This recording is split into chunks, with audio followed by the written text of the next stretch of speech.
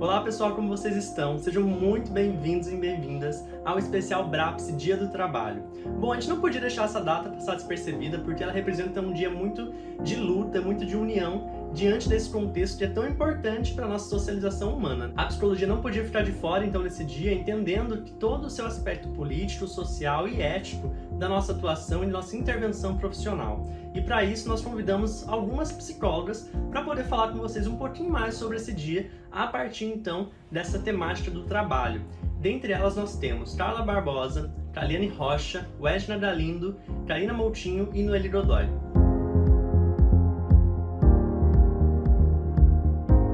Olá, gostaria de cumprimentar todas as pessoas que estão conosco e parabenizar o evento especial da BRAPS falando sobre o Dia do Trabalho.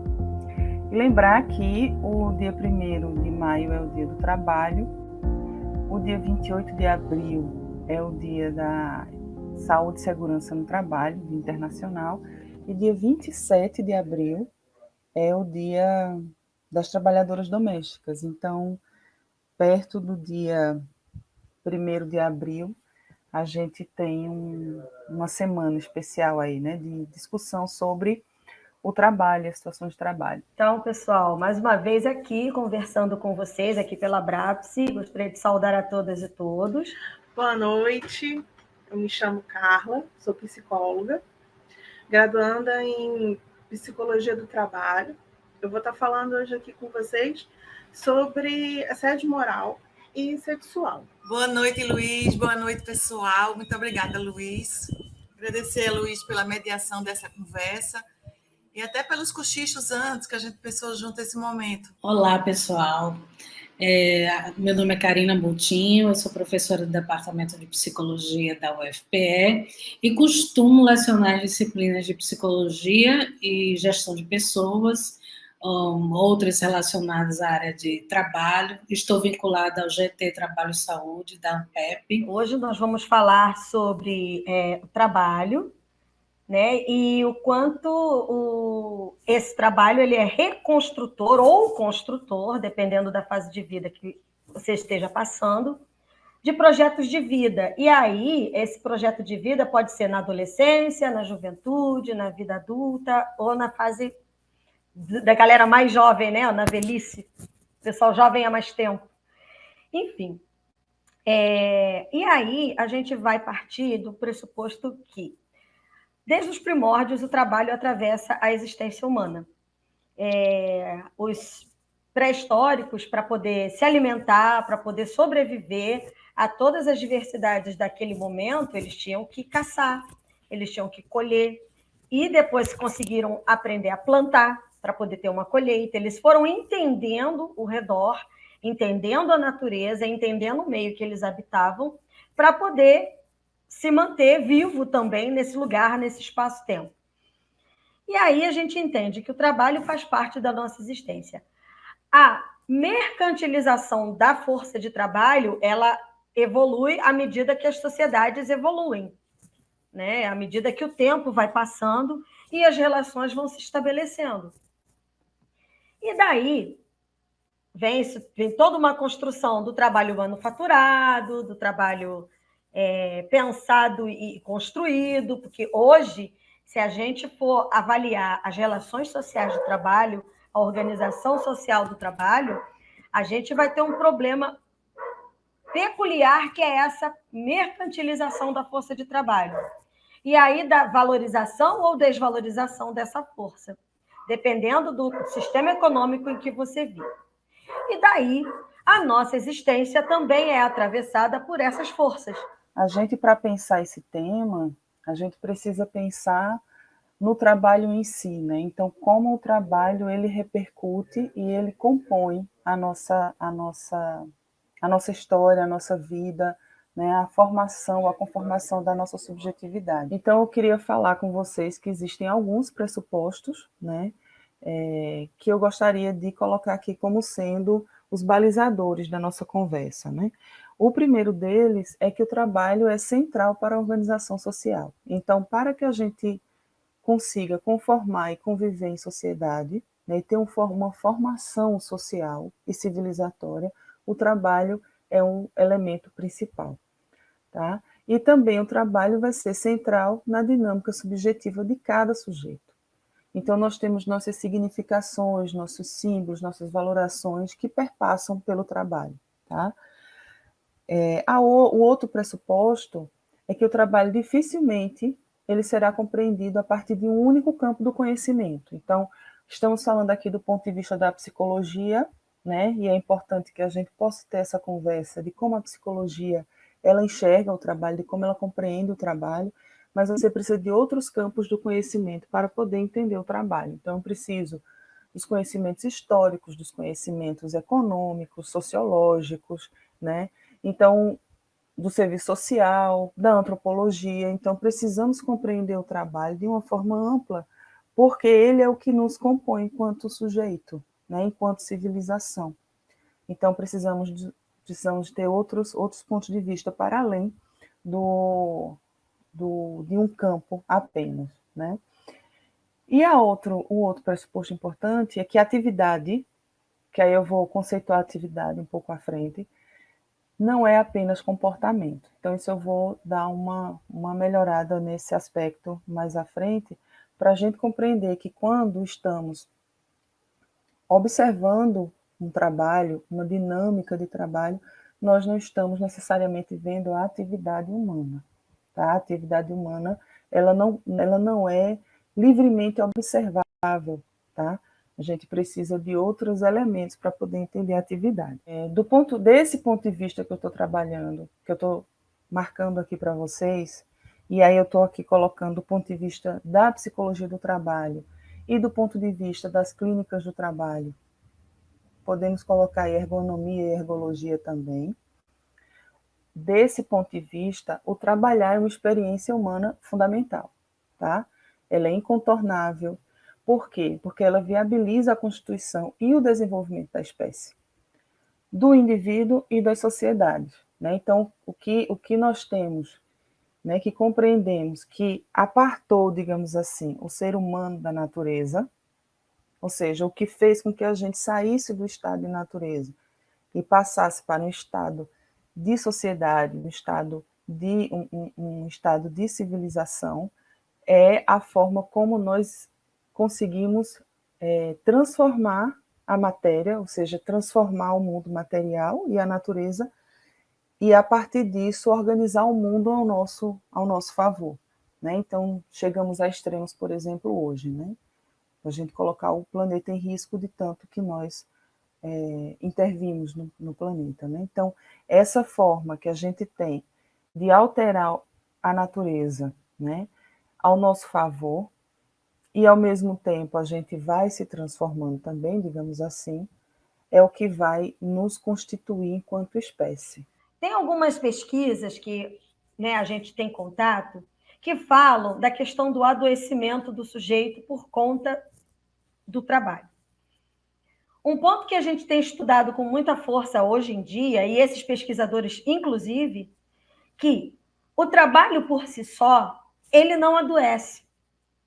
Vender pão, vender banana, dar aula, em si, não é um motivo de adoecimento, a não ser que você esteja com alguma enfermidade que a execução de alguma força, a execução de algum trabalho enfraqueça, mas isso é uma outra questão. O que eu estou falando aqui é quando se constata que algum adoecimento, que alguma fragilização ela é constituída, ou sofrimento, por conta do trabalho. E aí, cabe aqui uma ressalva. O trabalho em si, ele não adoece. O que adoece? Algumas relações estabelecidas nesse mundo. A relação da desvalorização desse trabalho, desse trabalhadora ou desse trabalhador. A intensificação de uma jornada. O excesso de cobranças, o excesso de exigências para determinada atividade, para determinada força de trabalho, para determinado campo ou execução. As relações hierárquicas, as relações econômicas, as relações afetivas, o reconhecimento ou a desvalorização, ou não reconhecimento, ou a invisibilização. Essas forças que atuam nas relações ou na organização social do trabalho, essas forças é que podem custar um adoecimento, um sofrimento, uma fragilização. E aí, muita coisa vai estar envolvida. Por quê? As nossas escolhas profissionais, laborais, estão vinculadas nessas relações. Por isso que a gente pode entender o trabalho enquanto um produtor de sofrimento, um produtor de adoecimento, mas a gente também vai entender o trabalho como um reconstrutor dessa história de vida, independente da fase que você está, ou o início de uma construção de um projeto de vida, ou você, inclusive, pensando essas redes e as relações que você estabelece nesse campo, nesse momento, a gente pode pensar, inclusive, no trabalho como operador de saúde. E ele está dando nó, para dar nome. Bom, há muito com os estudos, por exemplo, de Christophe Dejoux, a gente vem entendendo a questão do sofrimento do trabalhador, da trabalhadora no mundo do trabalho. A produção de sofrimento. E aí o Dejoux dá algumas pistas para que esse sofrimento seja amenizado, que é os agenciamentos coletivos nesse campo de trabalho, a inteligência que vai fluindo, que vai constituindo esses coletivos, dizendo, inclusive, que esse sofrimento ele pode fazer com que te mova para outras formas de lidar com a vida e com a tua história. E aí você vai entendendo a dinâmica desse sofrimento, essa psicodinâmica do trabalho, né? O que é um dos escritos do Dejoux, é a psicodinâmica do trabalho. E aí você vai avançando e entendendo que essa produção de forças dentro desse campo do adoecimento, por exemplo, no trabalho, ela pode produzir formas novas, diferentes, de lidar com essa dor, com esse sofrimento, e para além de lidar com essas relações no trabalho e produzir linhas de fuga para que você consiga agir quando você se sentir atravessado ou impedido de realizar a sua atividade. E aí tem um outro autor muito importante no campo do trabalho, que é o Yves Clos, que vai falar desse poder que esse trabalhador vai ter para poder criar novos engendramentos, novas formas de lidar nesse mundo do trabalho. Ou seja, um outro modo de pensar esse trabalho, dentro do teu diálogo com esse trabalho e consigo próprio, alinhando principalmente, transversalizando a atividade com a subjetividade, entendendo esse trabalho como reconstrutor ou construtor de uma existência. Tem um autor chamado Yves Clos que ele distingue duas funções do trabalho: a função social e a função psicológica, tá? Então, isso que eu estava comentando com vocês, que eu estava falando, que é tanto estruturante social quanto estruturante psíquico, ele vai falar dessas duas funções, né? Então, na função social, a gente tem o trabalho como aquele elemento que se encarrega da produção de objetos e de serviços e a produção de trocas sociais que dão aos objetos e serviços seu valor numa determinada sociedade. Ou seja, o que a gente consegue enxergar como sendo a dinâmica social, né, o sistema de troca e o sistema de produção seria a função social do trabalho. Mas ele também tem uma função psicológica, tá? E essa função ela vai ser conquistada quando os trabalhadores e as trabalhadoras se encontram um sentido em sua atividade. Ou seja, essa gente, enquanto sujeito, se engaja no movimento de reconceber a tarefa, tá? Então, mesmo que a gente tenha um objetivo explícito e uma prescrição do trabalho bem objetivo, nós temos a capacidade, e aí é a função psicológica que Yves Clos vai trazer, de reconceber essa tarefa. Ou seja, a gente atribui outros significados e outros objetivos para além daquele que foi previsto, tá? Então, essa função psicológica, ela está colocando nós, cada sujeito, cada trabalhador, cada trabalhadora, como sendo um indivíduo que usa-se, né? que faz uso de si para o trabalho, ou seja, eu tenho uma ressignificação do trabalho, eu tenho uma reconcepção do trabalho. Para Yves Clot, nós não somos nada adaptados a viver um contexto já dado, né, que era isso que eu estava comentando com vocês. Nós somos feitos para fabricar contexto, para neles vivermos. Então, isso perpassa a existência humana, né? Outro autor, chamado Canguilhem, ele compreende que esse sujeito, que é o sujeito que interfere na natureza, que é o sujeito que reorganiza o mundo, ele é o ser da norma. Ou seja, ele propõe, ele repropõe e modifica o meio em que vive, incluindo o meio em que trabalha. Então, isso é uma, digamos que um fundamento, tá, para que a gente compreenda o sujeito no trabalho e o trabalho no sujeito, tá? Então, não é uma compreensão de que o trabalho, de que o trabalhador ou a trabalhadora é passiva, tá? Embora saibamos que existe exploração no trabalho, existe apropriação da vida no trabalho, mas do ponto de vista da psicologia do trabalho, nesse sentido das clínicas do trabalho, como eu tenho falado para vocês, o trabalho, ele compreende o sujeito, tá? Então, essa renormatização, reproposição, modificação daquilo que nos é dado, né? Isso faz parte da nossa existência como sujeito. E é partindo com esses autores, trabalhando com esses autores, que a gente pode criar um diálogo aí com o existencialismo, principalmente com Sartre, quando a gente está falando da definição de projeto de ser. Quando você é criança, alguém aí já deve ter sido questionado, interrogado com a seguinte pergunta: o que você quer ser quando crescer? Ou seja, pensar um projeto do que ser quando crescer é pensar um projeto de ser. E aí, essa pergunta, o que você quer ser quando crescer, na maioria das vezes está voltada a qual a profissão você deseja ter no seu futuro, em que você deseja trabalhar lá na frente.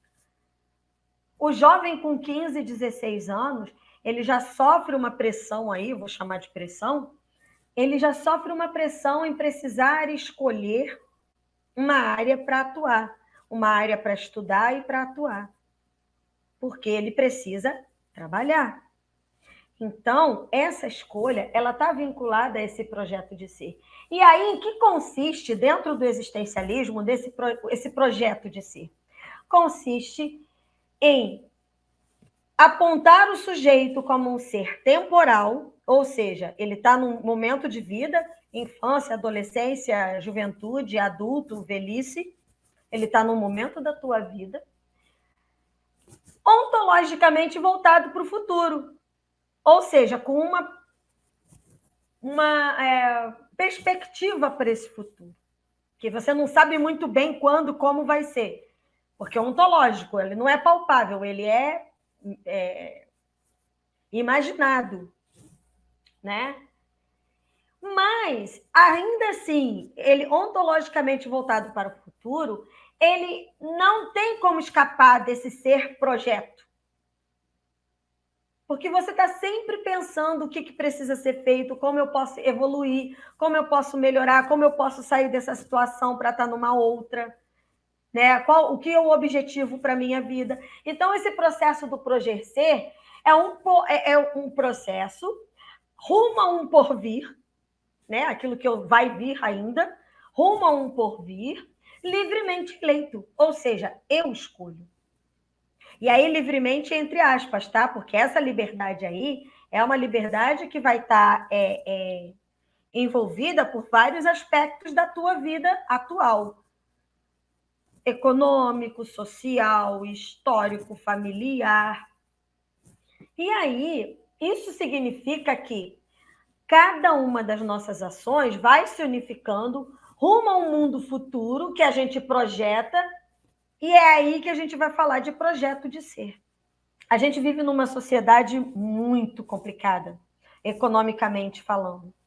E aí, Quando a gente pensa em um especial para o Dia do Trabalho, a gente pensa nas mobilizações dessa realidade no mundo do trabalho. Compartilhando com vocês uns dados que eu reuni, eu fui no IBGE, no site do IBGE, e peguei uns dados que eu queria trazer como questão inicial, assim, como uma provocação para a gente, para discutir esse tema de hoje, né? A gente tem 19 milhões de pessoas passando fome no país. Então, é um número, é muita gente passando fome.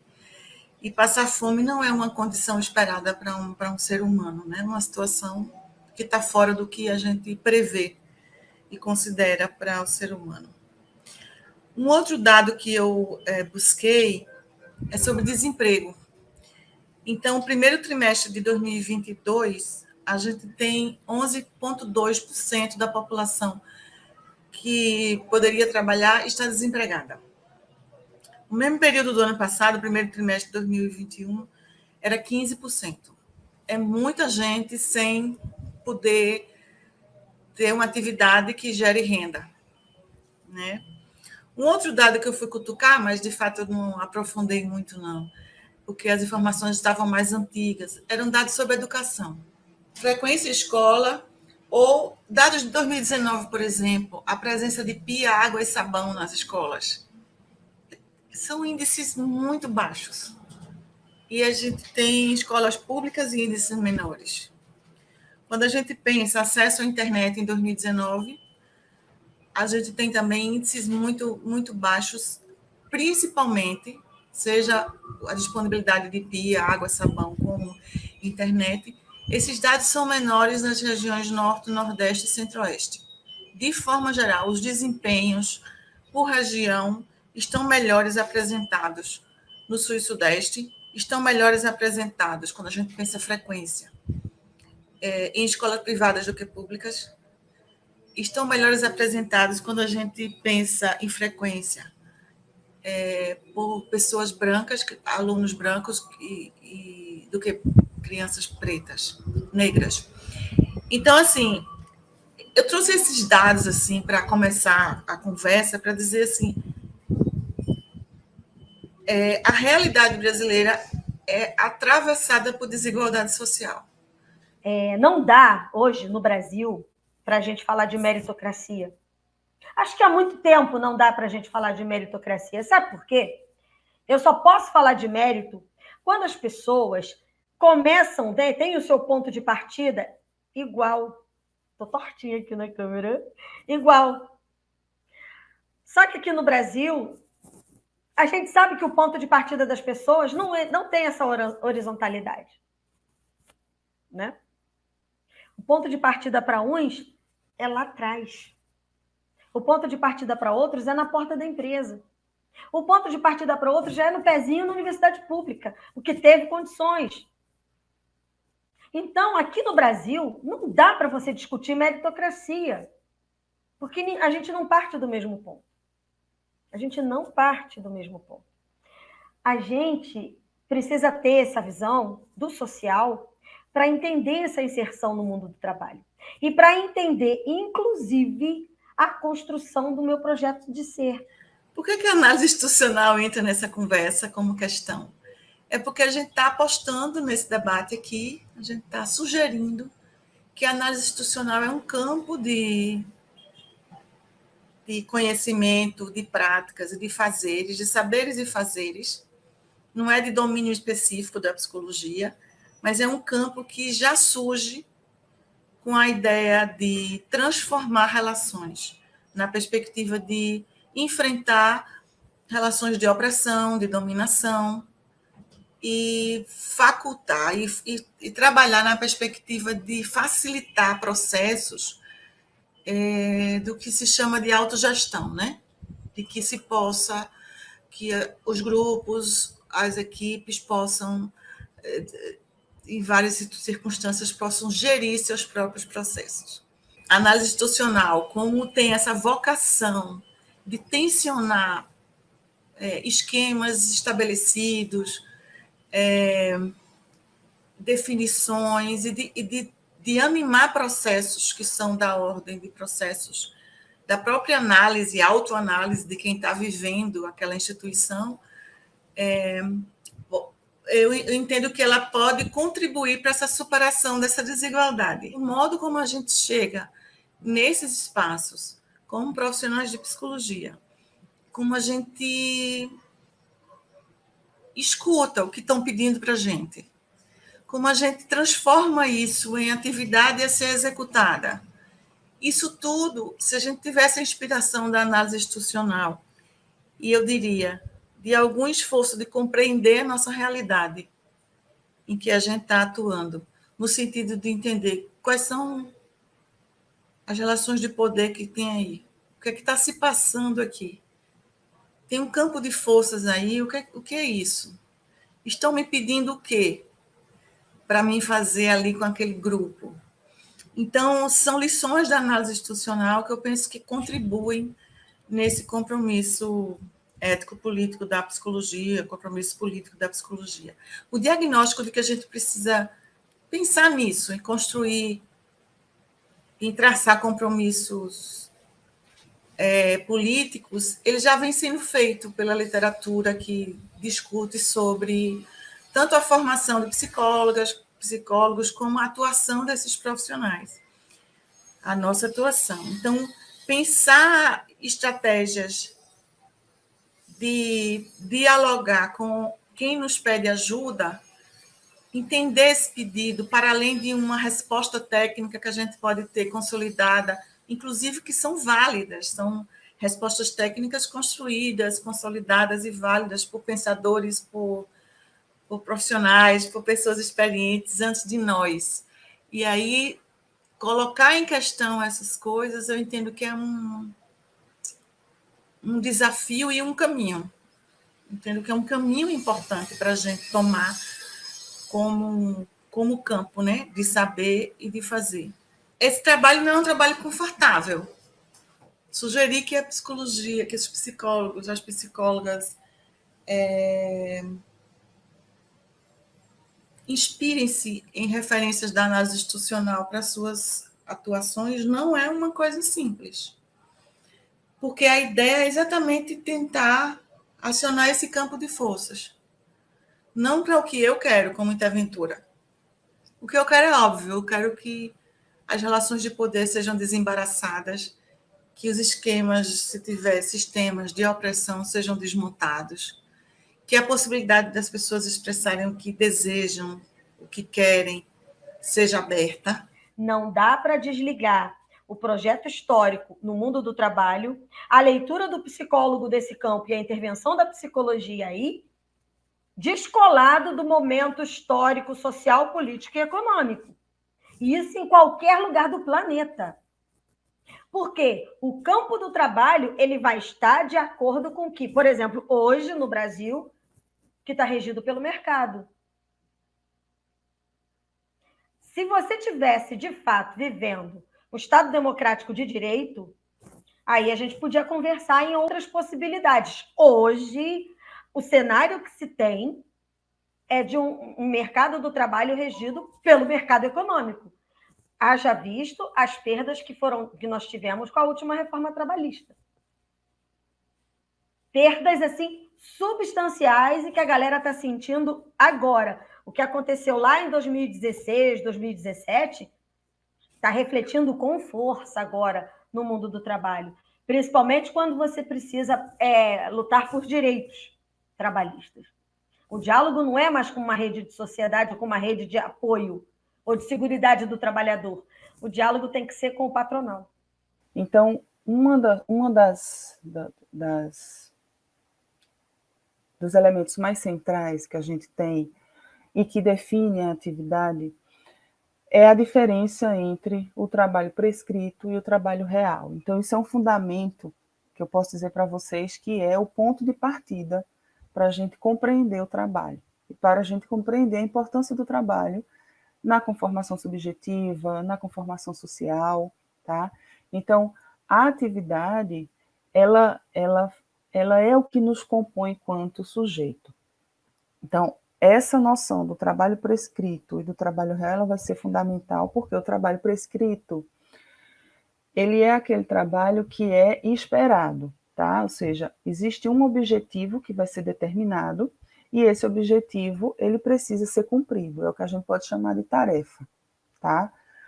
Só que nós sabemos que ao longo da história, né, da organização do trabalho, o fazer e o pensar ele foi apartado. Então, quem pensa no que será realizado não é a mesma pessoa que vai executar.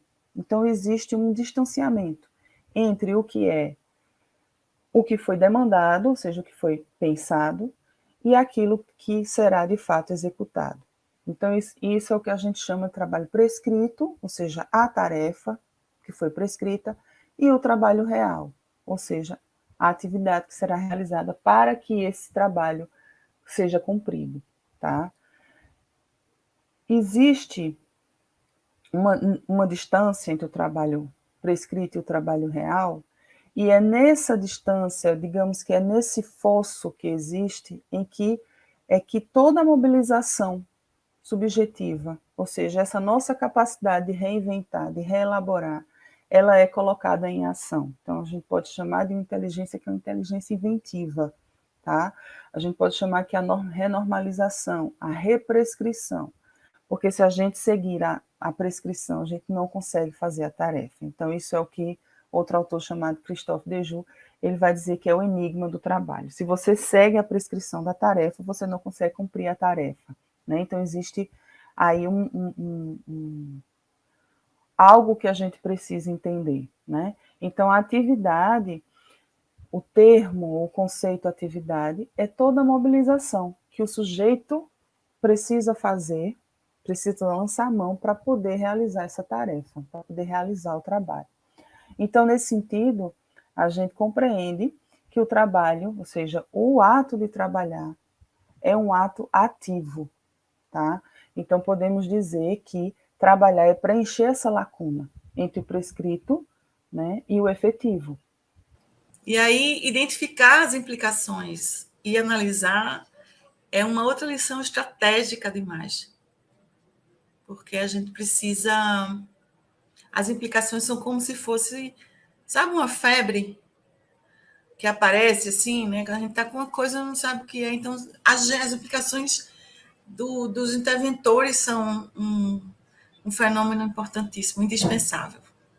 E muitas vezes, na forma mais clássica da gente pensar a psicologia ou as ciências de forma geral, a gente trabalha com a ideia de que a gente tem que ser neutro, que a gente não pode sentir, que a gente não pode... E às vezes é como se fosse assim, neutro, e se eu sentir alguma coisa, eu já me sinto que eu sou incapaz de...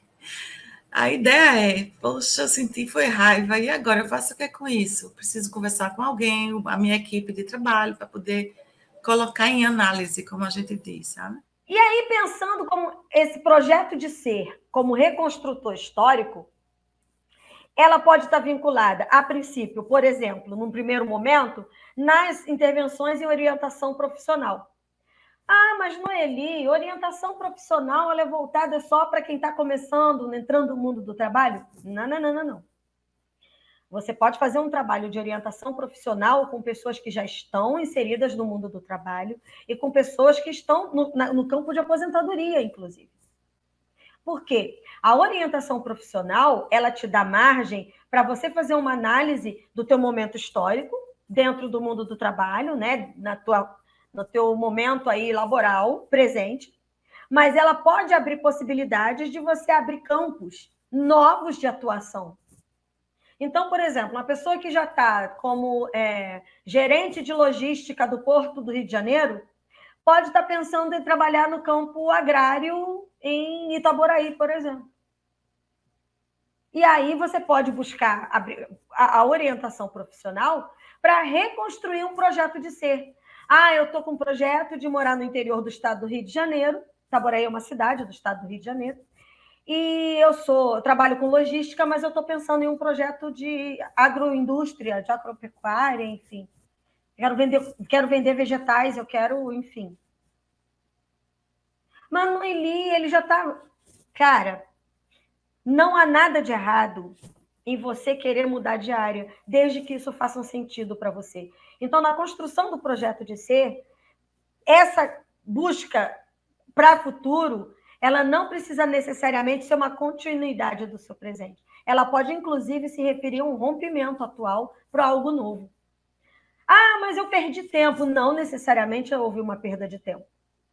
Talvez houve uma construção existencial histórica para te mostrar que você tem outras possibilidades na tua vida e que você tem todo o direito de experimentar. E isso vai estar muito vinculado ao fenômeno que você percebe na sua relação com o mundo, com o seu ser aí, com o ser com o ser aí com, né? Então você pode produzir esse diálogo. Com jovens e adolescentes, a mesma coisa. Você pode fazer um trabalho, por exemplo, na escola, se você atua numa escola, você, psicólogo que está me assistindo aqui, pode montar um projeto para trabalhar essa escolha profissional, entendendo e mostrando que nada é congelado e que nada é para sempre e que nada é para a vida toda. Que esse projeto inicial, ele pode ser dado continuidade até o final da vida, mas ele também pode ser mudado, transformado, reconstruído, inventado.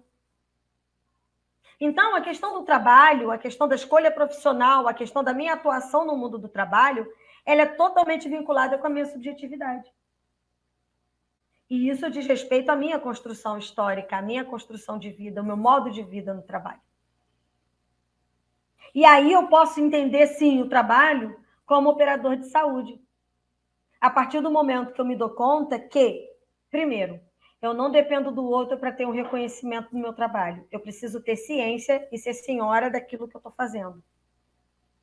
Então, se eu estou aqui dando aula e eu estou curtindo e eu estou gostando, né? Por exemplo, eu sou professora universitária, eu dou aula de psicologia, né? E aí? Está fazendo sentido na minha vida? Está tendo uma história bacana? Eu estou conseguindo... Tem dificuldades? Sim, temos dificuldades. E aí, qual é a questão, né? O que eu posso entender enquanto operador de saúde, né? O trabalho como operador de saúde, o ofício, né? O Ivo Clô fala de ofício, a Cláudia Osório e a Tatiana Ramingi vai falar de trabalho como operador de saúde, que tem algumas diferenças, né, conceituais, mas são... Se eu deixar para um outro momento. Mas, o que eu estou querendo falar? Que, embora eu esteja num campo atuando, trabalhando, vivendo essa experiência, e eu tenho essa experiência que, a grosso modo, né, faz sentido na minha história de vida hoje, e eu vou lidar com algumas dificuldades. E, geralmente, e pelo que eu tenho estudado esse tempo todo, a maioria das dificuldades, elas se encontram nas relações. Pessoais, interpessoais, na relação do entendimento desse coletivo no trabalho, na realização da atividade, enfim, nas chefias, nas relações hierárquicas. E aí, da onde você tira a saúde dessa história toda? Primeiro, na elaboração desse sentido, entendendo esse meu reconhecimento no trabalho, entendendo que o que eu estou fazendo está dando sentido para esse escopo fenomenológico que eu me apresento, né? Esse ambiente que eu percebo, entendendo que o outro ali, dependendo da relação que se estabelece também nesse meio, ele pode estar ali para compor ou para decompor. Eu costumo dizer, quando eu faço algumas dinâmicas a nível do mundo do trabalho, dinâmicas de seleção de pessoal, de treinamento, eu falo assim, olha só, quando a gente vai para um trabalho, o objetivo não é fazer amizade. Nossa, não, ele pesado isso. Aham. Eu posso até ter a graça, o prazer de fazer amigos nesse lugar.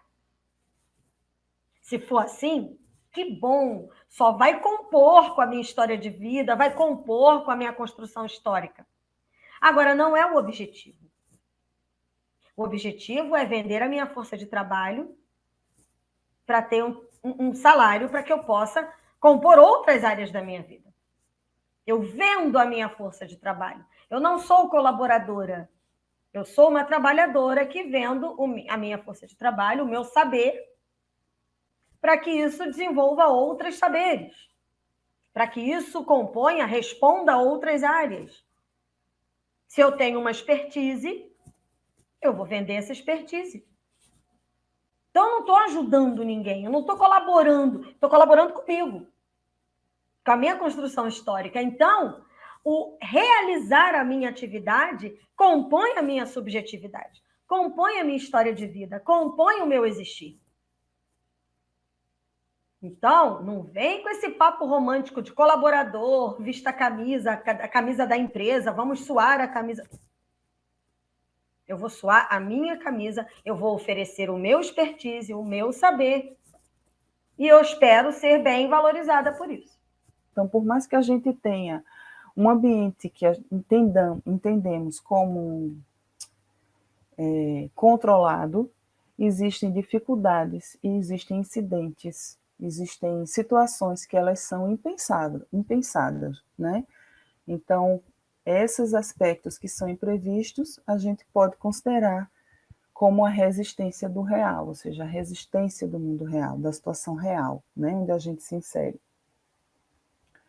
E é a partir dessas dificuldades que nós vamos lidando, né, com essa resistência e criando as nossas habilidades e os nossos conhecimentos daquela tarefa. Só que a gente também entende que esse trabalho ele é invisível. Por quê? Porque ele faz parte de uma inteligência que é subjetiva, de uma inteligência que é afetiva e de uma inteligência que é corporal, né? Então, tudo isso não pertence ao mundo do visível, né?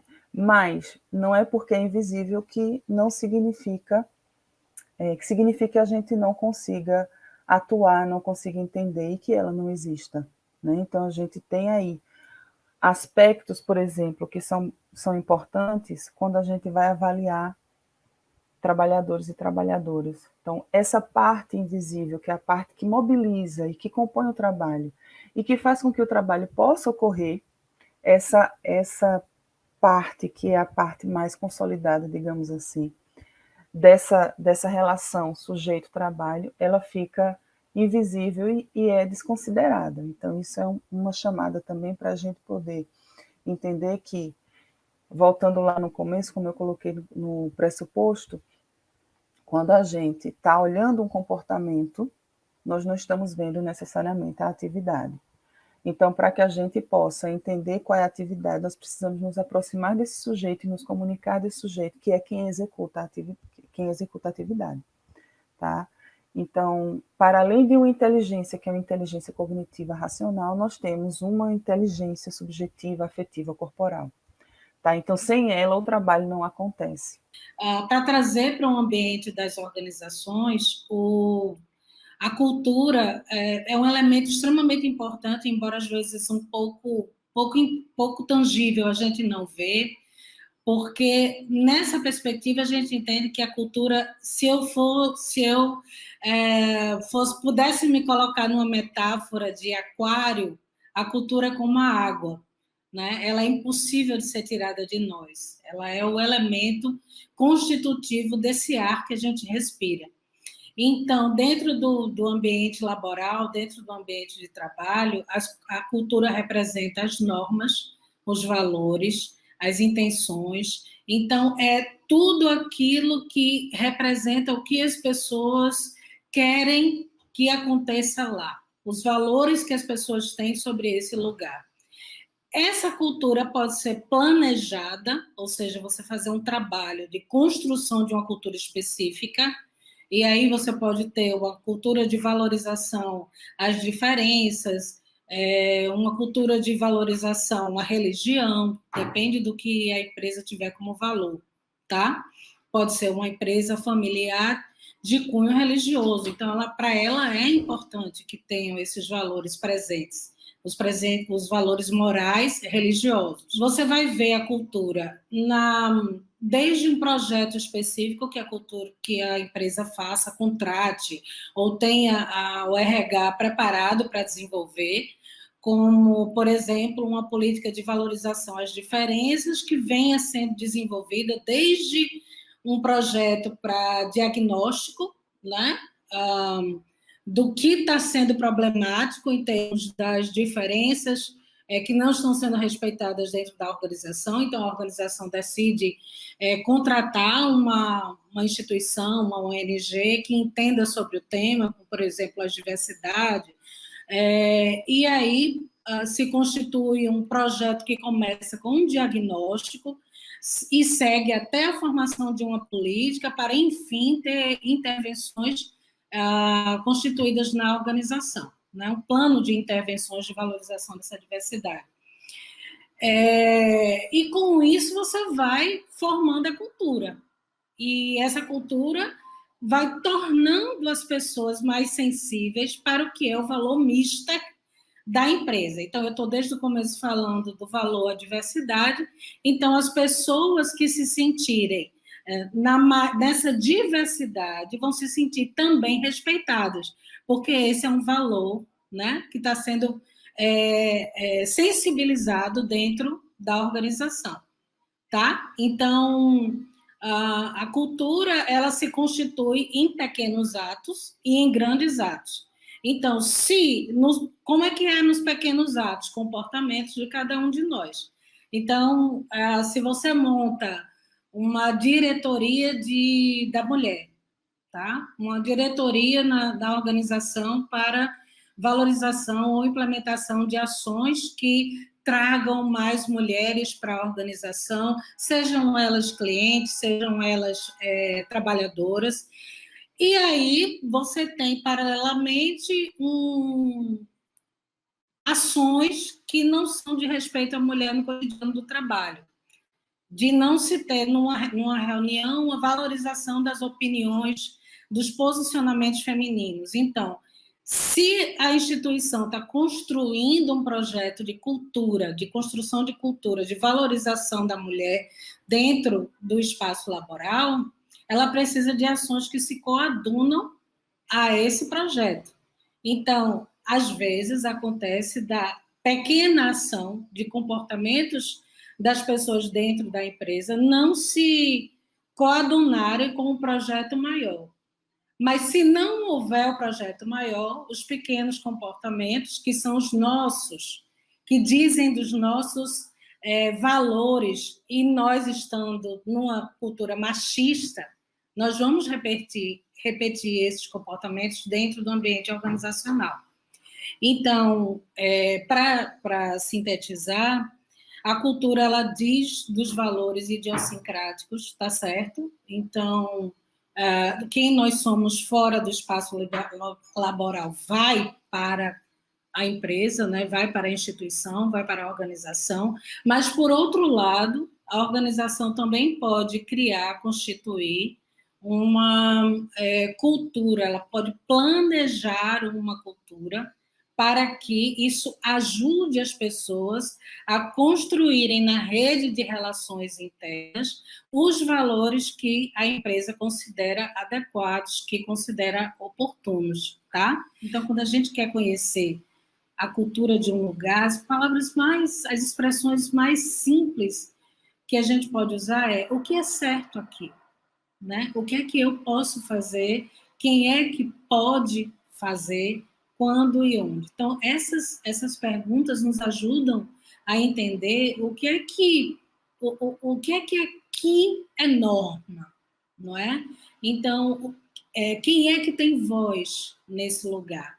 E aí, claro que nossas reflexões em psicologia vão nos fazer pensar em outros elementos. Então, vão nos fazer pensar sobre o espaço que esse lugar dá à pessoa com deficiência, o espaço que esse lugar dá à diversidade a pessoas LGBTQIA+, P, o espaço que esse lugar dá ao diálogo, tendo uma equidade na participação, sabendo-se que aquele outro com o qual eu estou discutindo tem legitimidade no seu pensar, com qualquer formação que ele tenha, com qualquer nível de escolaridade.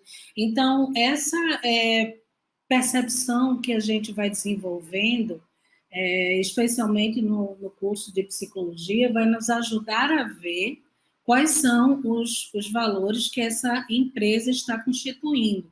Mesmo que ela não diga, mesmo que ela não coloque em cartazes, mesmo que ela não faça uma campanha, a gente pode se perguntar assim, e se acontecer de eu ir trabalhar no espaço laboral que eu sempre quis, que eu, enfim, fiz planos para trabalhar lá, acreditava que era uma empresa com uma cultura bem interessante, que valorizasse o trabalhador, a trabalhadora, que eu tivesse lá uma condição de construção de uma carreira, pudesse ficar lá um tempo e aprender bastante, e todas as minhas contribuições pudessem ser valorizadas com o background que eu tenho. E aí, como é que fica se eu chego e é diferente do que eu planejava, porque esses pequenos detalhes de dia a dia me fazem sentir desconfortável nesse ambiente laboral.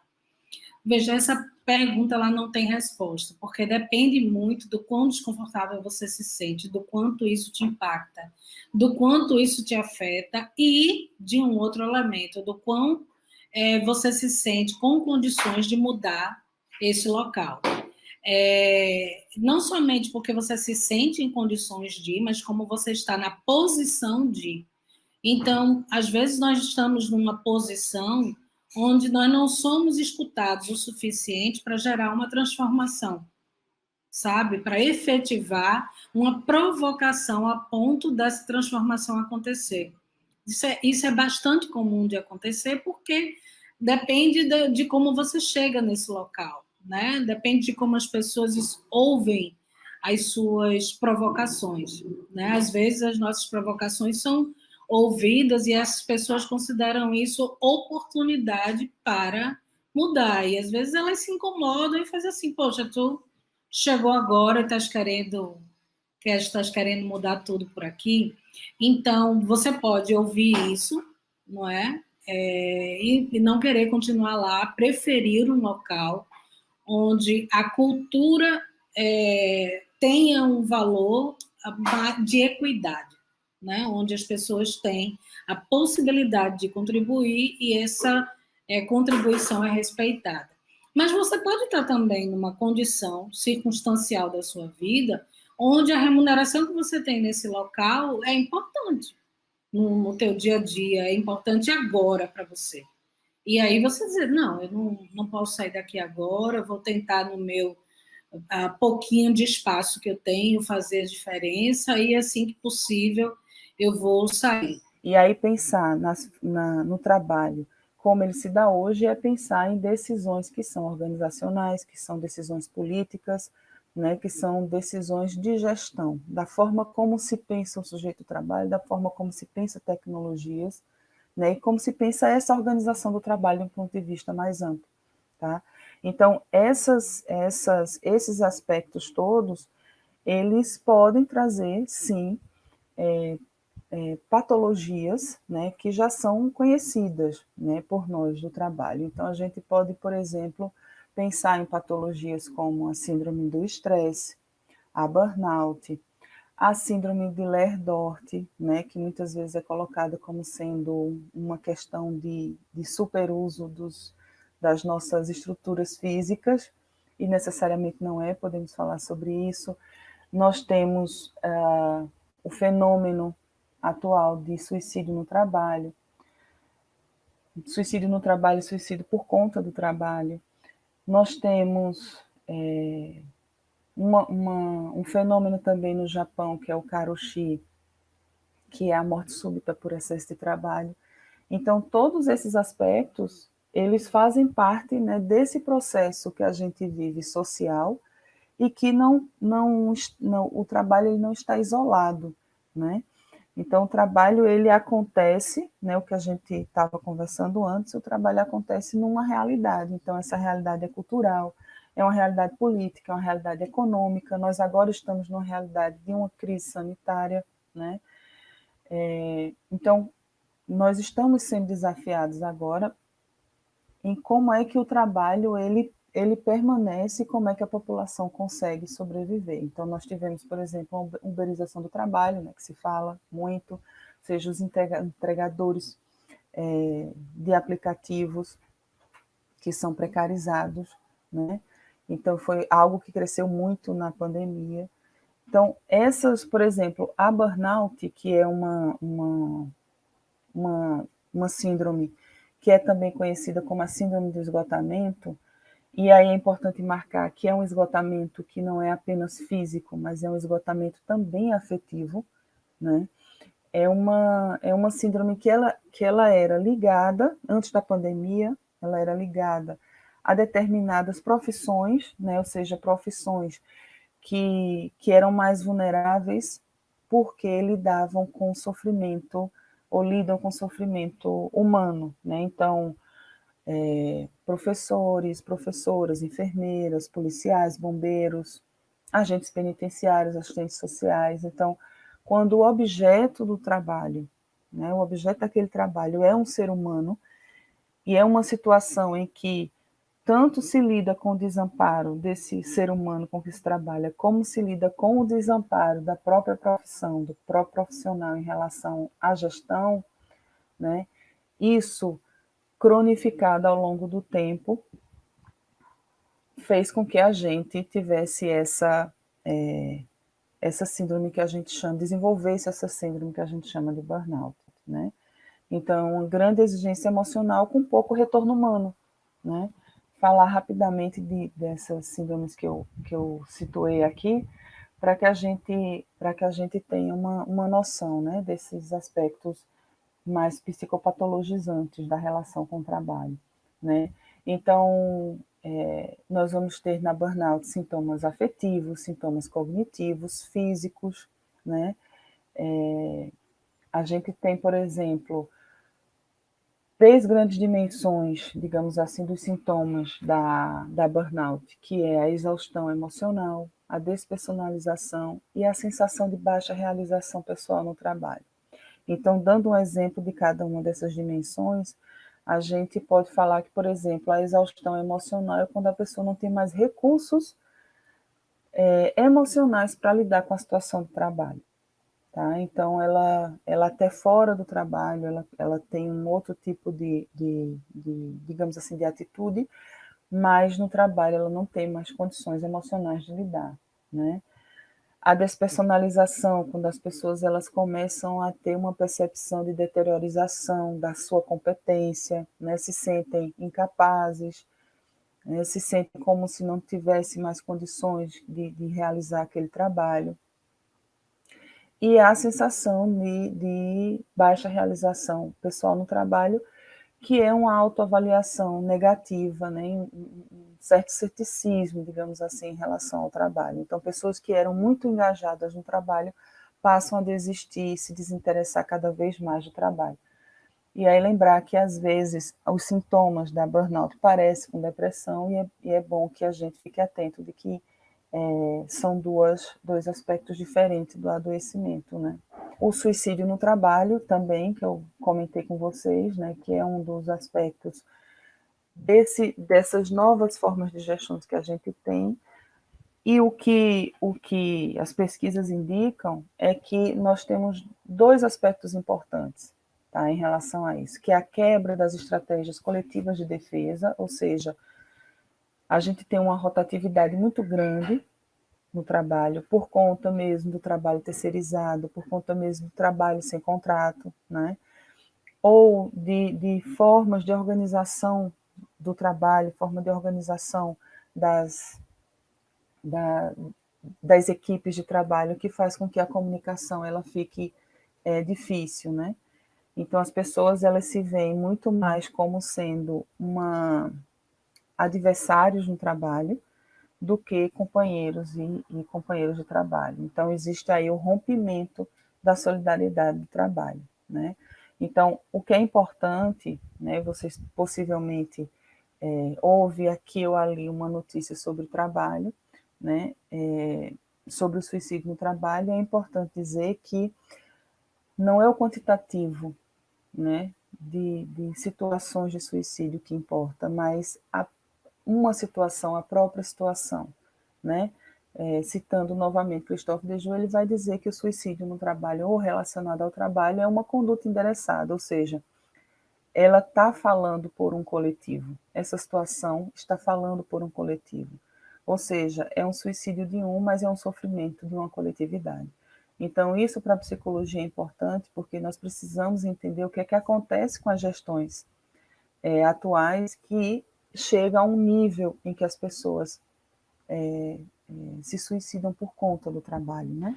Então, falando agora sobre assédio moral, né?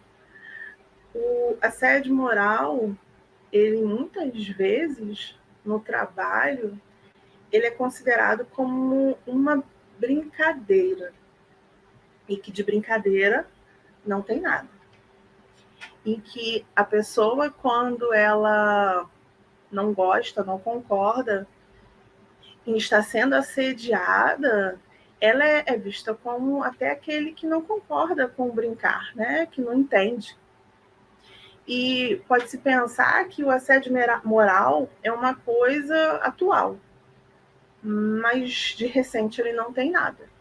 Ele é algo que já existe há um tempo, mas que cada vez mais agora, né, com esse estímulo de competitividade, esse individualismo, tem se intensificado cada vez mais essa prática, fazendo com que se observe, né? Porque quando algo cresce demais, uma lupa acaba sendo colocada em cima. Então, você consegue evidenciar mais que isso acaba acontecendo. Então, em aspectos assim, o que seria, né? O assédio moral?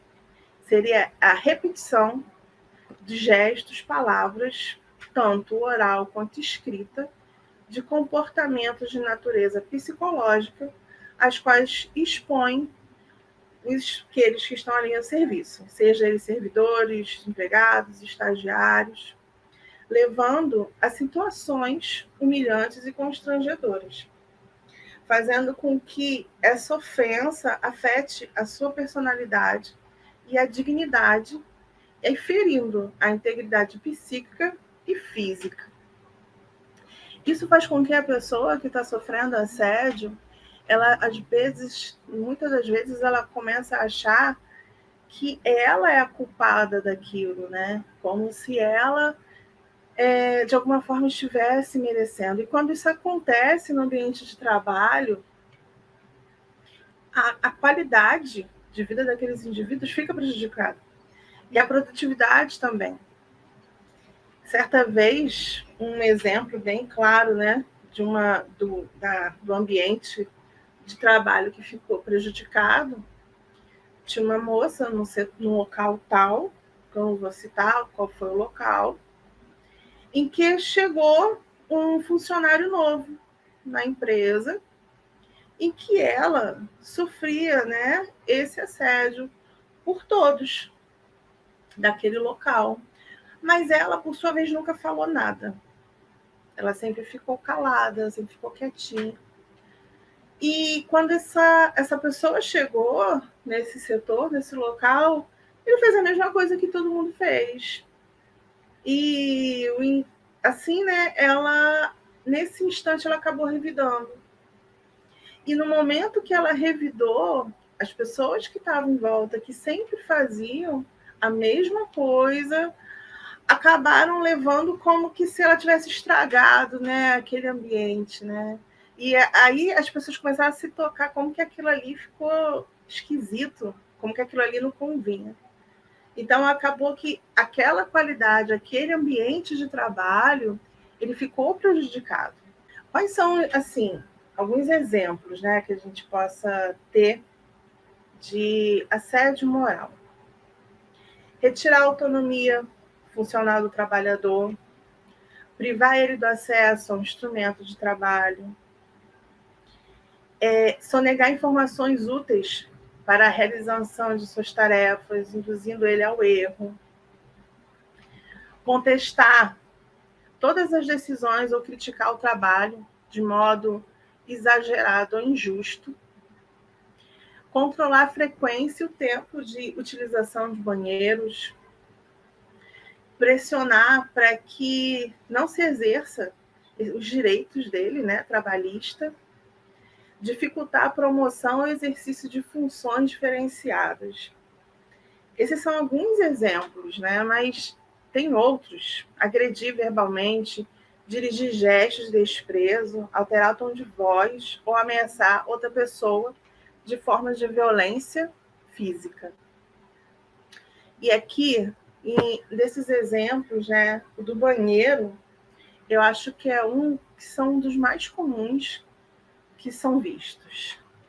De uma empresa em que o funcionário, na parte de faturamento, eles tinham tempo em que eles poderiam estar indo ao banheiro, e que não podia ultrapassar esse tempo, onde o responsável do setor, ele ficava marcando o tempo e ainda falava que, como assim?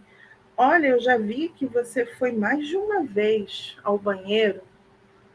E, ao mesmo tempo em que fazia-se isso com os funcionários, fazia-se práticas de educação continuada do cuidado com a saúde. É coisa que era totalmente contraditório. Como que você faz práticas de cuidado com a saúde e você não promove a saúde no ambiente de trabalho?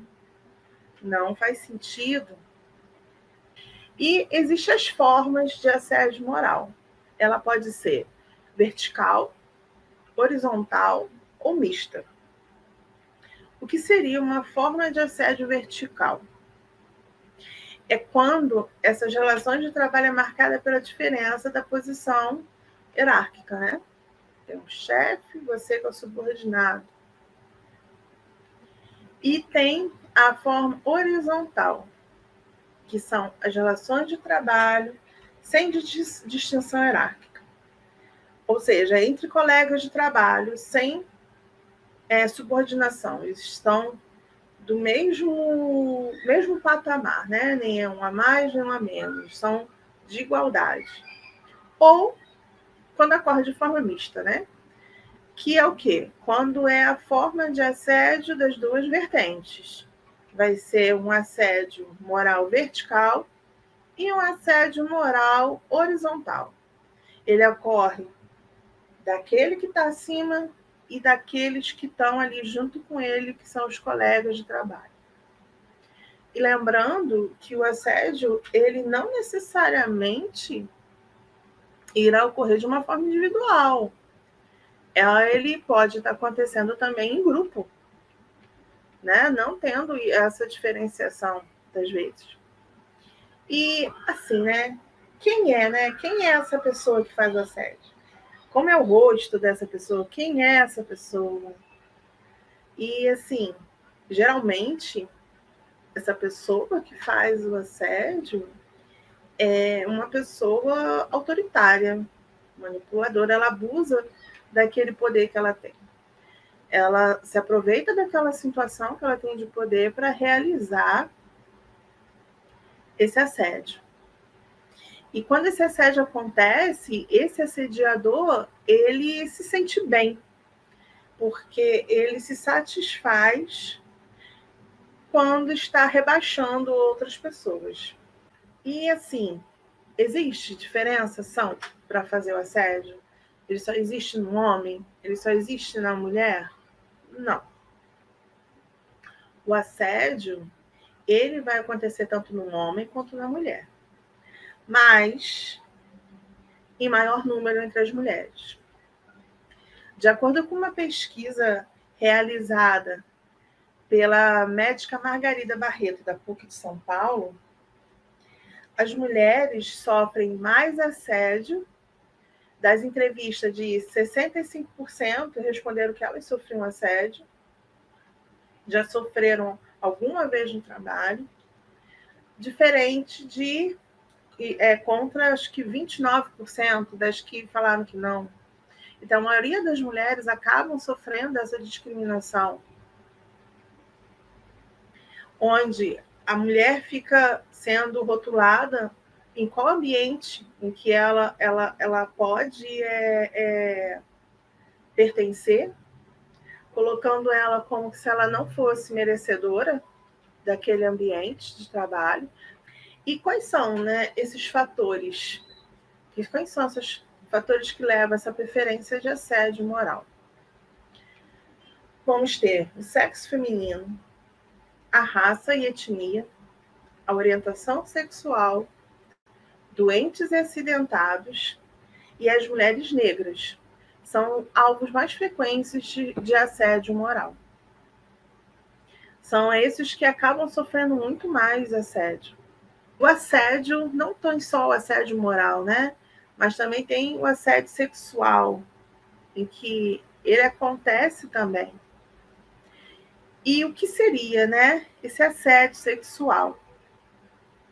Ele acontece e ele é uma forma de uma espécie também agravada, né, do assédio moral. Ele vai se caracterizar por constranger alguém também, mediante palavras, gestos, atos, com o fim de quê? De obter um favorecimento sexual. Prevalecendo-se, né, o assediador daquela posição que ele tem, hierárquica, fazendo com que aquele exercício do cargo dele, aquela função que ele possui, para obter aquela finalidade que ele quer da natureza sexual. Fazendo o quê? Perseguindo, importunando aquela pessoa no qual ele está assediando sexualmente. E mesmo que esse assédio sexual, desse importunamento que fica acontecendo, e mesmo que ele não seja correspondido, esse assediador continua. Ao ponto que, se ele não consegue o que ele foi buscar, ele acaba tentando fazer com que essa pessoa perca o emprego. Mas aí se vem também, né, aquela história, né? Ah, nossa, poxa, não pode nem falar nada para fulana que ela fala que é assédio. E sim, é. Quantas mulheres e homens também sofrem assédio sexual no local de trabalho e acabam que não falam realmente, se calam, e fica aquela importunação da pessoa sendo perseguida no local de trabalho. Ela não pode tirar uma xerox que vai a pessoa atrás dela, ela se vai para o banheiro, vai, e assim fica. Maria Helena Diniz, ela vai dizer assim, que o assédio sexual, ele é um ato de constranger alguém com gestos, palavras e com o emprego da violência, prevalecendo de relações de confiança, de autoridades empregatícia, como escopo de obter vantagem sexual, fazendo com que essa mulher que se recusa a ceder esse assédio, ela acaba tendo essa represária, como demissão, ela perde a promoção ou ela é transferida, né, do local que ela estava ali, ela é transferida para outro local de trabalho.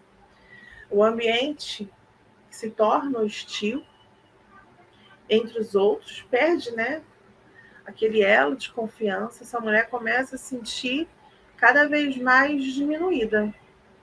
É importante se levar palestras mesmo, uma educação continuada a respeito do assunto, fazendo com que aquela pessoa, que as pessoas do local de trabalho saibam o que é um trabalho saudável, o que é um ambiente de trabalho saudável, e que o que está se acontecendo ali é realmente assédio, que ele seja identificado e que as pessoas daquele local de trabalho, aquela equipe, né, aqueles colegas, possam denunciar, que o assédio ele seja denunciado, ele não seja omitido, que ele não fique calado. Acho que a gente já pode conversar um pouco sobre clima. Clima é um tema que eu gosto bastante. Ele está nesse esteio dos temas que são mais difíceis de você visualizar, porque tanto cultura quanto clima são construtos que falam sobre o ambiente laboral, a rede de relações numa situação de trabalho, mas a gente não pode não é recurso tangível, não é? É recurso que surge das relações humanas.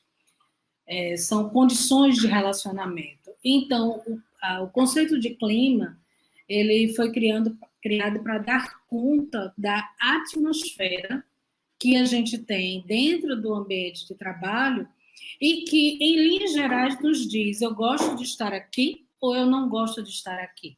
Eu me sinto confortável em estar aqui ou eu não me sinto confortável.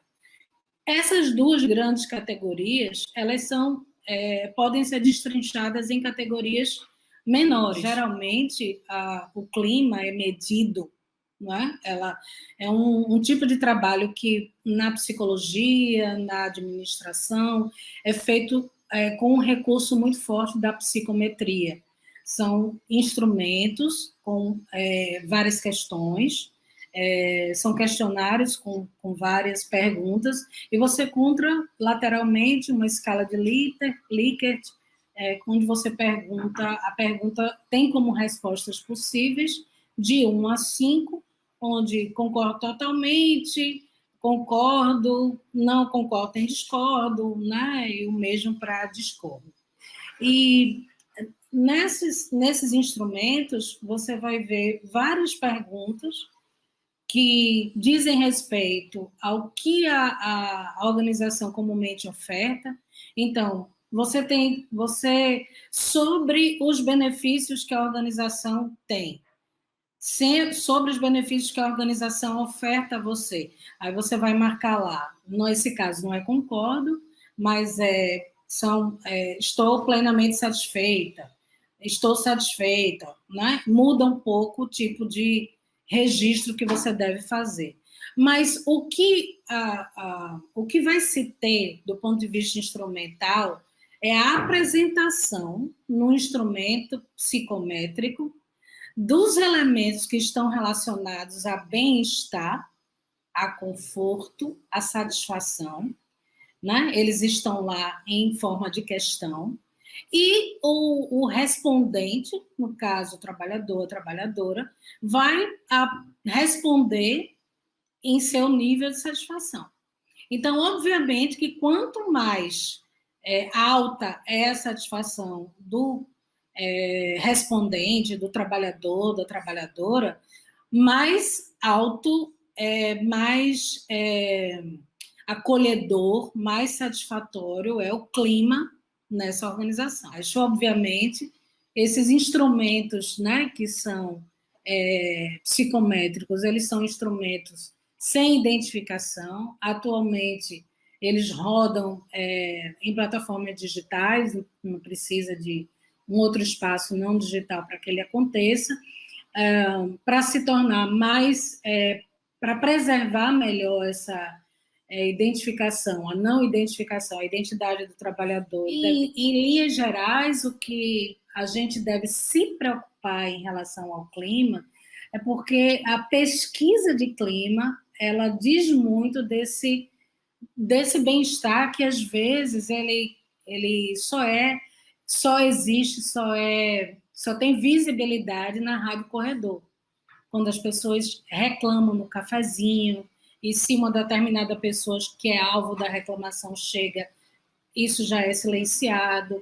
Então, às vezes a gente pensa que no ambiente laboral o silenciamento é bom, porque eu não tive trabalho naquele dia, não me enfrentei uma tensão, mas a invisibilização dos problemas faz com que eles cresçam também. E aí é muito importante que a gente ouça as pessoas sobre isso. Há também outras maneiras de ouvir. Então, digamos que você, na tua organização, fica sabendo resolve consultar o setor de segurança do trabalho, o setor que recebe os pedidos de afastamento. É uma grande organização, e diz assim, olha, o maior número de pedidos de afastamento aqui é a CID-10, letra F, que é aquela que trata dos transtornos mentais. Então, veja, as pessoas podem não estar, se a empresa não tem feito uma pesquisa de clima, Só essa ferramenta já nos diz muito do que está acontecendo nesse ambiente laboral. Voltando um pouco para a construção do projeto de ser, tem uma coisa muito bacana que alguns teóricos da orientação profissional trazem, que é o seguinte: a gente considera, né, no campo da orientação profissional, que ajuda, né, que auxilia nessa coisa da construção dos projetos de vida, a gente traz os 3 axiomas básicos do liberalismo. Olha só, isso é um perigo, tá? O individualismo, a liberdade e a igualdade. Isso acaba sendo muito perigoso. Alguns autores na orientação profissional trazem isso. Isso acaba sendo muito perigoso, por quê? Porque na concepção liberalista, que é o que a gente está assistindo agora no mundo do trabalho, né, neoliberalista, inclusive, quando você trata o individualismo, você desvaloriza as construções coletivas. E aí fica aquela história do farinha pouca, meu pirão primeiro. E aí as relações ficam esgarçadas e entram num campo neurótico muito grave. Por quê? O que eu estou falando? Você não está ali para fazer amigo, mas você está ali se relacionando com pessoas, com existentes, que assim como você tem uma ética de si. E aí qual é o perigo? A ética de cada um pode ser a farinha pouca, meu pirão primeiro. E isso é um princípio individualista. E aí você deixa de compor com os outros por conta desse princípio. Qual a orientação? E aí, qual a orientação que é bom para a gente que está no campo do mundo do trabalho? Você está vendo a tua questão ali, o teu lado principalmente, né? Você está evitando problemas para poder não evitar uma demissão, por exemplo. Só que não adianta entrar nesse saco do individualismo se você precisa de um coletivo para compor forças para produzir o seu trabalho. Então, esses princípios, por exemplo, individualismo principalmente, ele é perigoso porque na hora de você compor a sua relação no trabalho para a apresentação de um resultado, por exemplo, isso pode ser uma derrocada. Então, eu costumo falar o seguinte: a gente precisa trabalhar nesses espaços, primeiro, a nossa singularidade. A nossa individualidade e a nossa singularidade. E não o individualismo. Por quê? Para evitar cair nessa armadilha neoliberalista de farinha pouca, meu pirão primeiro, e eu passo por cima, porque antes o outro ser demitido do que eu, que tem essa lógica, porque o neoliberalismo faz você pensar isso, faz você ter medo disso. Né? Nós estamos nesse campo de competição. E aí, quando você fala de individualidade e singularidade, é você entender que tem uma ética de si, que você pode tomar posições sem ofender ou se violentar diante de um cenário hostil. Você pode se manter ética, você pode se manter cuidando do teu trabalho, da tua relação nesse lugar, do teu posto, da sua relação com o seu trabalho, sem produzir uma hostilidade, uma competitividade, porque isso também adoece. Cria neuroses que você não dorme. Criam aspectos de perseguição em você e naquele coletivo que constitui ali o seu espaço de trabalho. Então, quando você entende a sua singularidade, respeita a sua singularidade, em contrapartida, você está respeitando a singularidade do outro. Então, na hora de escolher uma profissão, na hora de escolher de uma tomada de decisão no campo do trabalho, que vai implicar no teu projeto de vida, a individualidade e a singularidade, elas precisam estar ali bem pensadas. E o que eu estou querendo dizer com isso? É pensar para quem que eu estou trabalhando, a quem que eu estou servindo, que lugar é esse que eu ocupo e, principalmente, estar aqui faz sentido para mim? Isso me violenta, isso me respeita, isso me agride, isso me consola? Que relação é essa? E aí você vai produzir diálogos internos sobre esse lugar. As minhas professoras da graduação e da pós, a Maria Lívia Nascimento e Cecília Coimbra, elas têm um texto falando de análise de implicação dentro da análise institucional, que fala um pouco dessa desse mergulho nesse lugar, do que eu estou fazendo aqui, mas de uma maneira crítica.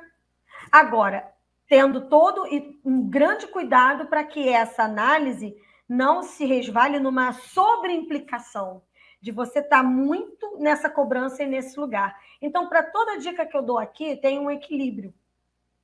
Vamos pensar nesse lugar? Vamos. Mas você também não precisa entrar num processo de culpabilização. Você não precisa entrar num processo de vitimização, porque aí você acaba esbarrando nessa coisa da desqualificação de si. E isso também é muito perigoso. Então, a gente está falando de trabalho enquanto reconstrutor do projeto de vida e falando também muito de subjetividade, de modos de produção de existir nesse meio. E aí, como o Yves Clot traz, né? Qual o poder de agir, né? O que potencializa esse poder que faz com que esse trabalhador se reconheça nesse lugar e dê conta, e aí, naquele momento, daquela situação em que ele está enfrentando. Porque uma coisa que o Yves Clot fala, provando, né, que trabalho em si não adoece, é que a gente encontra muita trabalhadora e muito trabalhador que sofre quando ele se sente impedido de realizar o seu trabalho. O não trabalho também adoece. Mas não é o não trabalho porque eu não quero trabalhar, é o não trabalho porque eu estou impedida de realizar a minha atividade. Isso dói, isso produz o sofrimento. Então, é mais uma vez apontando aqui para vocês que o trabalho em si ele não é produtor de doença. Tem várias contingências aí nesse mundo que podem levar a um sofrimento, a um adoecimento, a um enfraquecimento do projeto de ser. E aí ele vai dizer, mas o não trabalho também faz isso. Então, quando eu executo o meu trabalho, quando eu vivo o meu trabalho, apesar das dificuldades, mas que eu encontro, amplio o meu poder de agir diante dessas dificuldades, inclusive na realização de atividades ou no aprendizado de novas atividades, eu tenho uma linha de fuga aí para poder fazer crescer essa minha existência aí.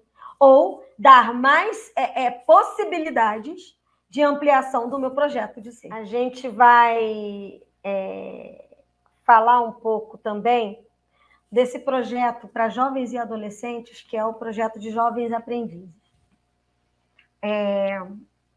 E tem a ver também, e aí, antes que eu me esqueça, com a inserção de pessoas com deficiência no mundo do trabalho, de pessoas deficientes no mundo do trabalho, que são dois aspectos importantes de inserção e que são dois aspectos importantes na construção do projeto de ser da vida dessas pessoas. Cada adolescente, cada jovem, ele é fruto dessa produção social, né? Da família que ele vem, do contexto social que ele está sendo construído e tal. E aí, algumas empresas, alguns locais de trabalho, eles fazem essa função de absorver, né, de acolher jovens e adolescentes no mundo do trabalho com uma função social muito interessante. Porém, como eu já havia dito, o campo do trabalho, o mundo do trabalho está sendo regido pelo mercado. E aí você vê grande parte das empresas que aderem ao programa de jovens aprendizes, eu vou usar a palavra aqui, explorando essa mão de obra barata. Como assim?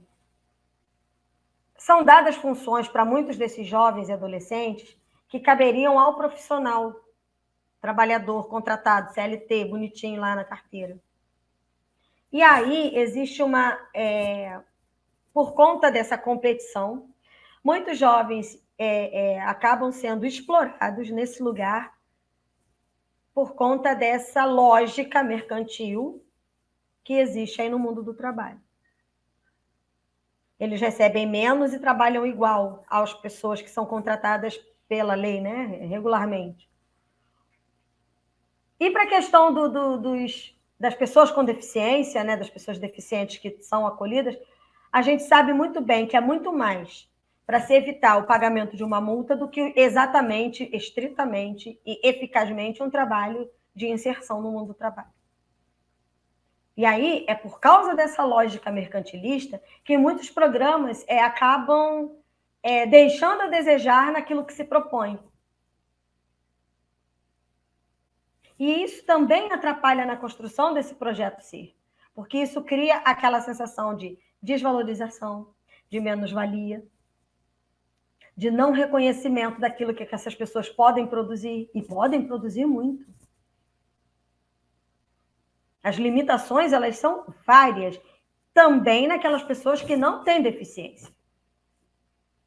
Imagina uma pessoa que não sabe, que sabe fazer tudo. A gente não nasce sabendo tudo, a gente aprende à medida que a gente vai lidando nessas relações. E aí é muito ruim o que o mercado, regendo o mundo do trabalho, acaba produzindo. Essa desvalorização,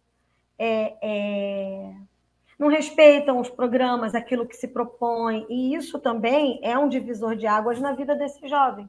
Então, nesse dia do trabalho, é importante a gente avaliar essas relações de uma maneira muito real, realista mesmo, entendendo essa pauperização, essa desvalorização enquanto mecanismo do mercado. São 6 anos sem aumento real de salário.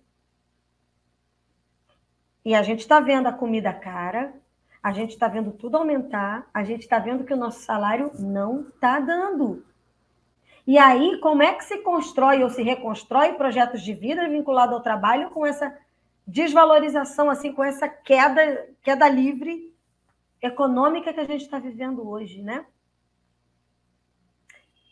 Proposta. Não podemos desistir. Avaliar bem as nossas escolhas para quem está produzindo essas leis, para quem nos representa no campo de pensar políticas para o mundo do trabalho. Primeiro passo, primeira dica, porque, pelo que eu entendo, o trabalhador, a trabalhadora não está tendo representatividade nesse lugar, muito pelo contrário, a gente só está tendo perda.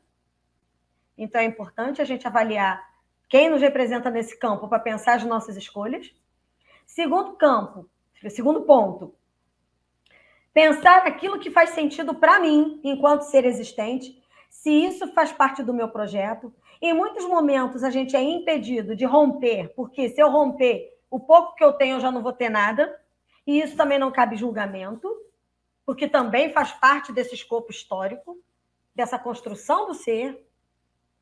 Mas entender que a ocupação desse espaço requer luta, requer doação e requer autocuidado.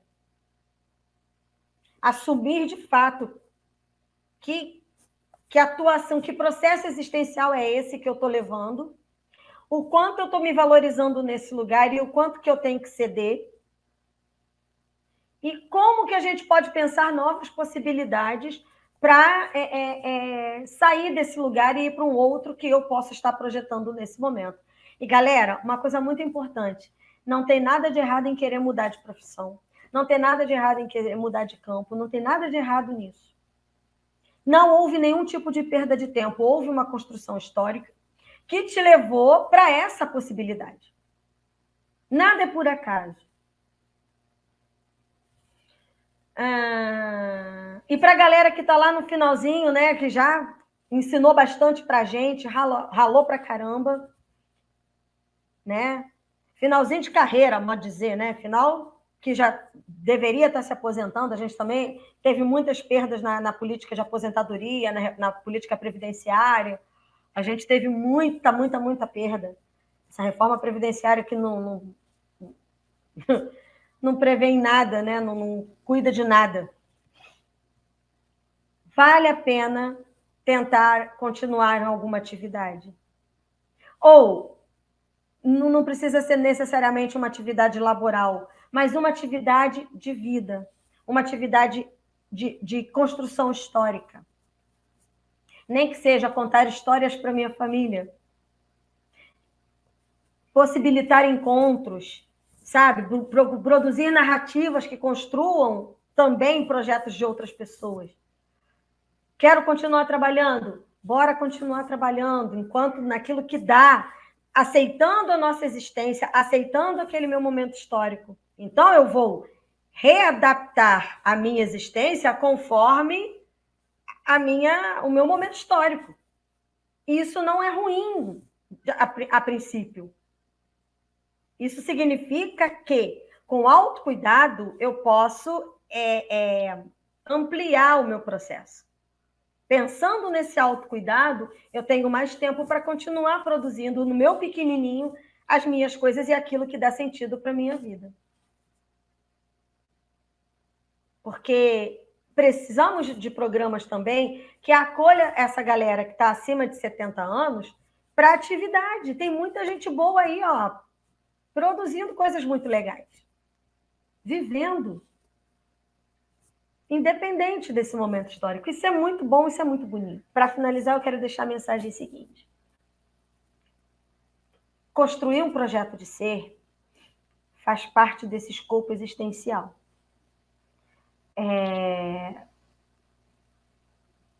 A gente tem passado momentos muito difíceis que às vezes nos impedem de sonhar.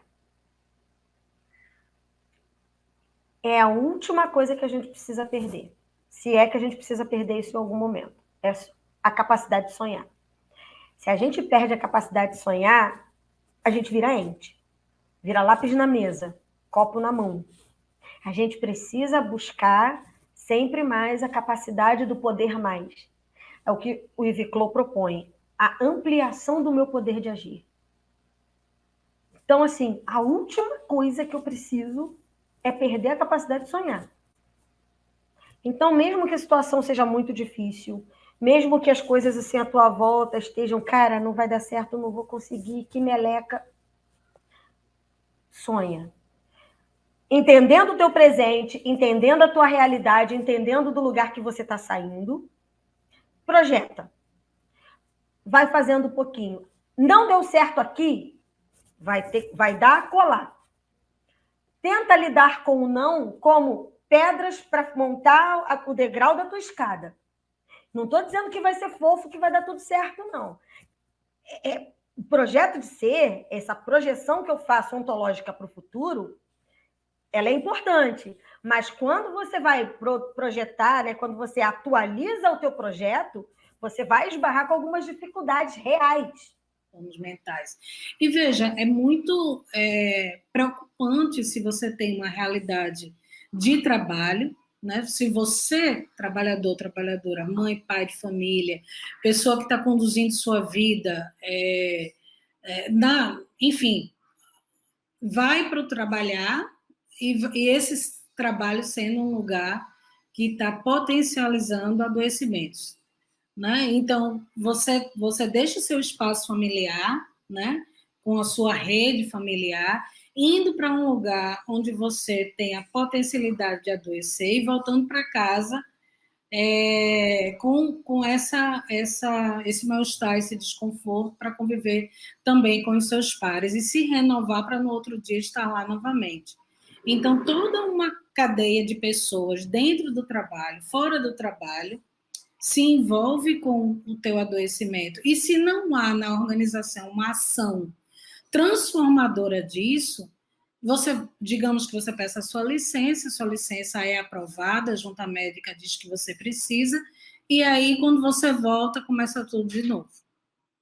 Como se não bastasse, se você sai, uma pessoa, um conjunto de pessoas assumem a tua responsabilidade, como não pode deixar de ser diferente, e aí você volta, essas pessoas precisam dividir a responsabilidade com você, e muitas vezes o teu trabalho não foi resolvido. Ele é repassado, ele foi guardado, e você volta para recomeçar. Então, as chances de você adoecer de novo são muitas. E temos que nos priorizar, que nós temos que vir em primeiro lugar, que temos que cuidar da nossa saúde mental e da nossa saúde física. Porque se nós perdermos a nossa saúde mental, a nossa saúde física, no final, não vai ter como trabalhar. A gente precisa fazer convergir para os valores sintonizados ao respeito, não é? E é difícil, às vezes, para as pessoas entenderem o que significa esse respeito. Existem vários significados do respeito, né? Mas a gente deve fazer isso convergir, essa diversidade toda convergir para o respeito e, ao mesmo tempo, não é? No dia a dia das relações pessoais e no dia a dia das relações na organização, pelo tipo de ferramenta que o ambiente de trabalho possui, como, por exemplo, pagar as pessoas, gerar benefícios, gerar um plano de carreiras, gerar planos de desenvolvimento pessoal, a gente também precisa construir um ambiente laboral que seja acolhedor, né? Que seja, nessa atenção das diversidades, ele possa ter qualidade de vida no trabalho. A gente possa encontrar qualidade de vida no trabalho. Não é? Então, que esse 1º de maio, né, que o especial aqui da BRAPSE, do Dia do Trabalho, que o 1º de maio continue sendo esse dia histórico de reflexão, de entendimento desse lugar, de questionamento. O 1º de maio, ele não é o 1º de maio à toa. O Dia do Trabalho, ele existe porque mulheres estavam lutando pelos direitos dela e foram queimadas. Porque estavam lutando pelo direito delas. Então, que a gente não deixa morrer a chama da vida dessas mulheres, que deram a própria vida para mostrar para a gente que a gente precisa estar lutando. Que precisa estar mostrando que nós temos os nossos direitos, que o trabalho não é ruim, que o trabalho é uma coisa legal, é uma coisa boa, potente. Mas que esse lugar precisa ser valorizado, inclusive para quem oferece o espaço de trabalho para os outros. E que esse trabalho precisa ser valorizado, inclusive, para quem vende a sua força de trabalho. É o momento de refletir esse campo, de refletir esse dia, de refletir esse espaço. E entender que a nossa subjetividade está vinculada ao espaço de trabalho, à realização das atividades que a gente se propõe. Não é simplesmente para receber um salário, para poder comer, né, ter um dinheiro no mês. É para a gente poder afirmar a nossa existência. Como alguém que produz alguma coisa interessante, nem que seja montar a porta de um carro. Um carro não anda sem porta. Um rádio não anda sem toda a fiação, sabe? Né? Isso aqui, mão de obra para estar aqui. Isso aqui é mão de obra, isso aqui é trabalho. Uma caneca é um trabalho. Então, assim, a gente entender que cada processo de trabalho precisa ser valorizado. Que cada trabalhador no teu ofício tem a tua importância. Não é só o trabalho da psicologia, do médico, do advogado que é importante. O trabalho de quem faz uma caneca, de quem faz a fiação dos transmissores de um rádio, dos artesãos, dos agricultores, dos limpadores da rua, que deveriam ser reconhecidos como profissionais de saúde, como é em Cuba. Esse reconhecimento precisa partir da gente. Eu, trabalhadora da psicologia, vocês aí, trabalhadores da área de qual for, que seja qual for, que vocês vão me assistir, a gente precisa se ver como trabalhador, mas não como trabalhador abaixo de um empregador, mas como alguém que produz vida, que tem um projeto de ser, que produz existência e que está produzindo outras forças e outros saberes nesse campo. Como é que o psicólogo vai atender se não comer um pão? Precisa de alguém que faça esse pão. Tomar um café, ou psicólogo que vive sem café ou sem o chá, né? Então, está tudo vinculado, está tudo unido, está tudo unificado. Então, se a gente não pensar essa construção histórica nesse campo também, a gente vai ficar isolado, a gente vai virar um ente. Alguém que precisa que o outro diga o que eu preciso fazer. E não é essa a proposta. O projeto de ser diz que eu sou livre para bancar as minhas escolhas. E que essa liberdade, mesmo dentro de um campo de possibilidades, me faz entender que eu posso ir além. Que eu tenho direito a sonhar com um futuro melhor, um futuro mais potente. E que eu tenho possibilidade de construir essas forças. Bom, eu queria então agradecer a todos os convidados que toparam participar desse especial e a todas as pessoas que estão aqui assistindo esse trabalho que foi feito com muito carinho, muita dedicação aqui pela nossa equipe.